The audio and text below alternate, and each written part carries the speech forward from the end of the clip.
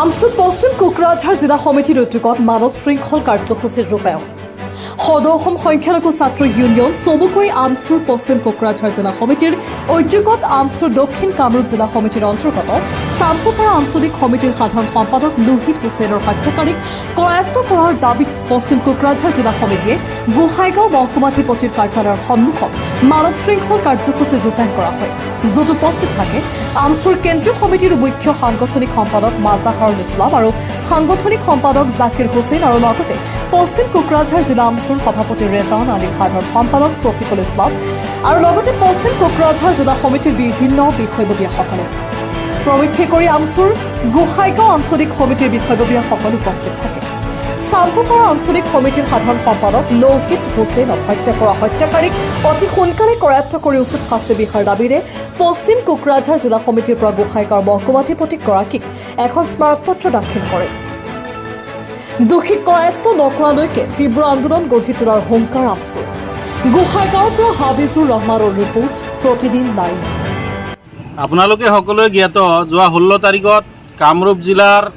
চাম্পাপাৰা আঞ্চলিক সমিতিৰ সাধাৰণ সম্পাদক আমচুৰ লোহিত হুছেইনক ৰাজহুৱা স্থানত এটা সাংস্কৃতিক অনুষ্ঠানত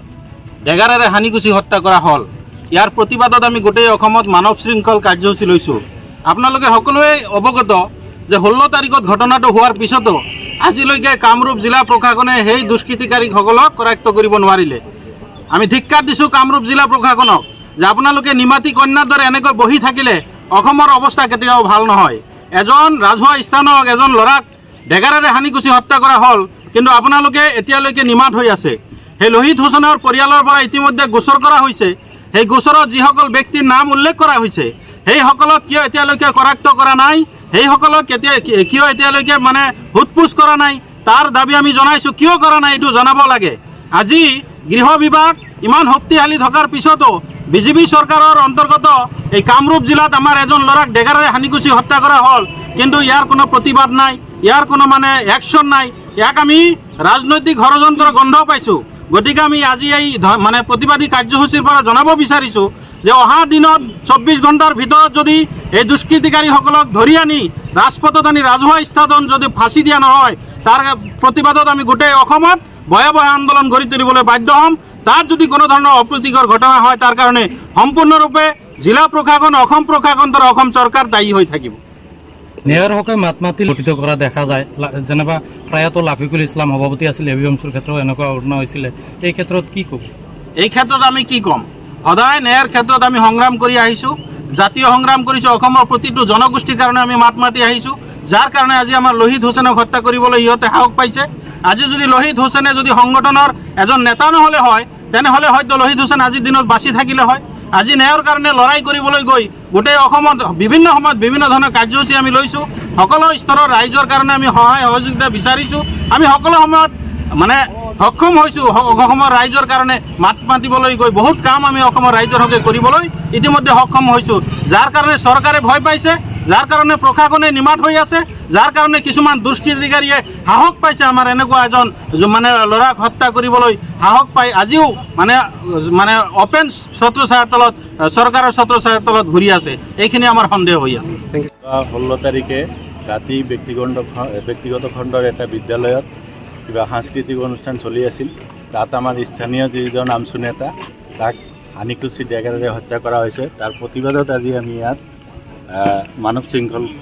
যিটো কাৰ্যসূচীটো হাতত লৈছোঁ তো আমি এই কাৰ্যসূচীৰ জৰিয়তে আমাৰ মহকুমাধিপতিৰ জৰিয়তে মুখ্যমন্ত্ৰীলৈ এখন স্মাৰকপত্ৰ পঠিয়াম তাৰ কিছুমান আমাৰ দাবী আছে যিহেতুকে 16 তাৰিখে আমাৰ কামৰূপ গৰৈমাৰী থানাত কেছটো দিয়া হৈছিল তাত কিছুমান মানুহৰ নাম উল্লেখ কৰি দিয়া আছে সন্দেহজনকভাৱে তেওঁলোকক কোনো ধৰণৰ আজিলৈকে সোধপোছ কৰায়ত্ব কৰিব পৰা নাই পুলিচ প্ৰশাসনে তাৰ কাৰণে আমি দাবী জনাইছোঁ যি লেহেমীয়া গতিত কামখিনি কৰি আছে তেওঁলোকক ওপৰত বিহিত ব্যৱস্থা ল'ব লাগে আৰু দ্বিতীয়তে আমি এইটো ক'ব খুজিছোঁ যে গুৱাহাটী উচ্চ ন্যায়ালয়ৰ ৰিটায়াৰ্ড অৱসৰপ্ৰাপ্ত জাজ এজন দি ইয়াৰ একটা ন্যায়িক তদন্ত কৰিব লাগে আৰু যিখন স্কুলত এই ঘটনাটো স্কুল বা বিদ্যালয়ত যিখিনি ঘটনা ঘটিলে সেইখন বিদ্যালয়ৰ বা মহাবিদ্যালয়ৰ যিখিনি পৰিচালনা সমিতিৰ সভাপতি আছে তেওঁলোকক অপসাৰণ কৰিব লাগে, সেই পদৰ পৰা আঁতৰাই দিব লাগে। আৰু আমাৰ লোহিত হুছেইনৰ যি ফেমিলি আছে তেওঁলোকেও নিৰাপত্তাহীনতাত ভুগি আছে, আশংকাত তেওঁলোকে ভুগি আছে। তেওঁলোকৰ নিৰাপত্তা সুনিশ্চিত কৰিবৰ কাৰণেও আমি দাবী জনাইছোঁ। তাৰপিছত যদি আমাৰ সোনকালে পূৰণ নহয় তেনেহ'লে আমি আমাৰ গণতান্ত্ৰিকভাৱে যিখন আজি আমি মানৱ শৃংখল কাৰ্যসূচী লৈছোঁ, ইয়াৰ পিছতো যদি চৰকাৰে কোনো ধৰণৰ বিহিত ব্যৱস্থা নলয় তেনেহ'লে আমি গণতান্ত্ৰিকভাৱে ইয়াতকৈ আৰু ডাঙৰ প্ৰতিবাদ কৰিবলৈ বাধ্য থাকিম।